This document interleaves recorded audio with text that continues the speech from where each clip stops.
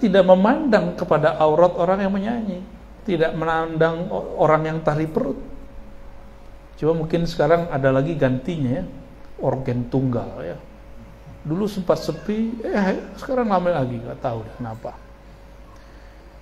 Nah, dalam membaca Quran itu suci, tidak akan pernah berubah karena syariat sudah sempurna. Yang berubah itu fahamnya. Sayyidina Abdullah bin Abbas sampai Imam Syafi'i itu kan abad ketiga, 1 sampai ketiga. Nah, ketika disebutkan kalimat mendengarkan musik itu lain paham dulu dengan hari ini. Oleh kawan kita, sahabat kita yang semangat kira Islamnya sedang naik, kita masih senang sama orang yang semangat berislam. Cuma kebablasan, tidak mampu membaca teks, bahwa teks itu ada sejarah yang berbicara di situ. Dan itu hanya dimengerti oleh ulama yang mengerti sejarah. Enggak semua ulama mengerti sejarah. Bahwa satu teks itu ada sebabnya. Sehingga ulama-ulama kita mayoritas tidak mengharamkan musik secara mutlak, tapi diharamkan dengan syarat tertentu, dia mubahkan dengan syarat tertentu. Jadi kalau kita dengerin radio, dengerin MP3 di handphone, fasik nggak? Lain hukum ya. Dulu Sayyidina Abdullah bin Abbas seandainya hidup zaman now, apa kata beliau? Seandainya beliau hidup zaman sekarang, lahwul hadis itu bukanlah mendengarkan musik, tapi menyimak smartphone, main smartphone, sosial media. Ya nak?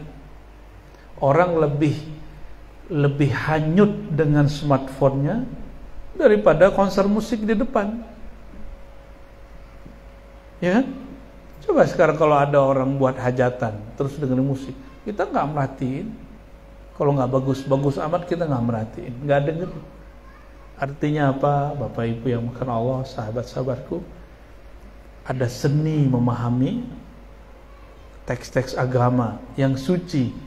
Pemahaman itu tidak suci, akan berubah, tapi teksnya tidak boleh berubah. Paham ya? Jadi jika ada ustadz memahami sesuatu ayat dan hadis, pemahaman ustadz itu tidaklah suci. Ayatnya suci. Oh ini ayatnya ini, iya ayatnya itu, tapi pemahaman dia belum tentu benar. Jadi kami dulu khutbah, sepanjang khutbah hanya bercerita hadis. Pembukaan biasa ayat takwa, habis itu hadis. Hadis yang kami sebutkan Bukhari Muslim. Hadisnya pasti sahih. Turun selesai Jumat, ada yang mendekat. Lagi Jumatan itu kayaknya dia langsung nerobos, ya. Pengen menceramahi khotib. Nah, kita suka berceramah tapi juga senang diceramahi. Tapi tunggu dulu, siapa dulu yang ceramahi enggak? Ba'da sholat kita doa, dia ikut doa. Wajahnya sinis begitu. Jadi orang-orang beragama belum tentu dia betul-betul benar agamanya. Jadi cara memahami agama bukanlah agama. Agama suci, Islam suci. Cara memahami Islam belum tentu suci. Orang yang ngebom kemarin di Bandung itu baca Quran tiap hari, tahajud tiap malam, tapi dia ngebom orang. Orang jihad itu jelas musuhnya. Musuh di depan, kita bawa senjata, dia bawa senjata, itu jihad. Kalau tidak begitu, itu bukan jihad, itu kejahatan. Jadi hari ini orang menyebut kejahatan dia atas nama agama jihad. Ini PR kita bersama ya. Coba lihat semua hadis tentang jihad, nggak ada. Semua ayat tentang jihad nggak ada kecuali berhadap-hadapan, face to face. Nggak ada yang orang lagi asik sholat, orang lagi kemudian dibom, untuk pengecut begitu. Kita tidak meridhoi orang yang bawa nama agama untuk kejahatan hatinya, kebusukan jiwanya, kekelaman daripada batinnya itu. Nauzubillah min dzalik. Jadi lain agama suci, tapi pemahaman beragama tidak suci. Agama suci, style beragama suci enggak? Karena tidak suci boleh berubah-ubah. Ya. Boleh berubah. Kalau di Arab orang pakai serban, kita boleh nggak pakai songkok hitam? Boleh. Karena yang pakai serban di Arab tidak mesti orang Islam. Di India apalagi, tahu sendiri kan. Ada agama Sikh, ada yang nggak punya agama juga pakai serban. Tapi kalau saya pakai serban, itu karena saya ngikut guru saya yang ahli hadis. Dia ngikut gurunya ngikut guru terus sampai ke Rasulullah. Tapi sesekali, ya. Karena saya punya banyak guru. Ada guru saya mengharamkan serban, kecuali di komunitas yang berserban. Maka kalau sampai di tanah Melayu, di tanah Minangkabau, saya lebih banyak pakai kopiah songkok hitam. So, kami ndak lo datuk do. Pak pengulu kok datuk. Ado nama deta. Ya. Detanya itu mirip dengan serban. Penampilan beragama tidak suci, boleh berubah. Sampai dengan jenggot, kumis, segala macam, itu boleh berubah. Menutup aurat syariat. Cara model menutup aurat itu masuk ke tradisi. Connect? Nyambung? Menutup aurat itu ya, maka boleh nggak saya pakai baju koko? Padahal ini Nabi nggak pernah pakai baju koko. Boleh nggak? Serius? Kok tertasabuh dengan wong Cina? Gimana? Pak Budi, matanya kayaknya sipit ini. Turunan ya? Ya. Jadi kita ini kadang-kadang sulit memahami budaya beragama dengan agama. Pemahaman agama lain dengan agama, budaya agama lain dengan agama. Budaya beragama tidak suci, boleh diubah. Maka adat istiadat boleh dirubah. Ya enggak? Adat boleh dirubah. Kita tanya sama ahli adat nih. Yang enggak boleh dirubah, adat yang sabana adat. Adat yang hakiki, yaitu syariat Allah Subhanahu wa ta'ala. Itu sama semua. Di mana-mana begitu. Cuma kami kemarin baru pulang kampung di negeri adat bersandi syarak bersandi kitabullah. Tapi sedihnya bukan main. Entah salah kami, entah salah siapa.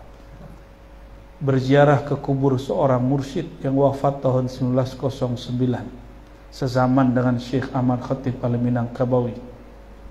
Tapi beliau di Mekah ini di satu wilayah di Kabupaten 50 Kota, kaki Gunung Sagu. Apa yang membuat kita sedih? Mata terbelalak, ada penangkal petir melintang di atas kuburan, melintang tuh. Negeri adat bersandi syarat bersandi kitabullah. Aneh enggak? Mungkin salah kami jarang pulang, atau emang dari dulu orang pada itu. Tak tahulah ya. Kayaknya Buya Dr. Aldomi harus lebih sering ke Sumatera ya. Insyaallah Buya ya. Jadi kadang-kadang kita cuma membela klaim, prakteknya enggak. Oh kata kawan, menghormati kubur syirik. Ini orang nggak ngerti hadis. Apa kata Nabi? Perlakukan al-mayyita kal hayy. Jadi kalau kita mandiin orang yang sudah wafat, nggak boleh diperlakukan seperti benda mati, perlakukan seperti dia hidup. Berarti hukumnya sama, nanti kita kuburkan juga sama. Ini masih ada orangnya. apalagi ulama besar. Enggak boleh dihormati. Berarti menghormati tuan itu syirik.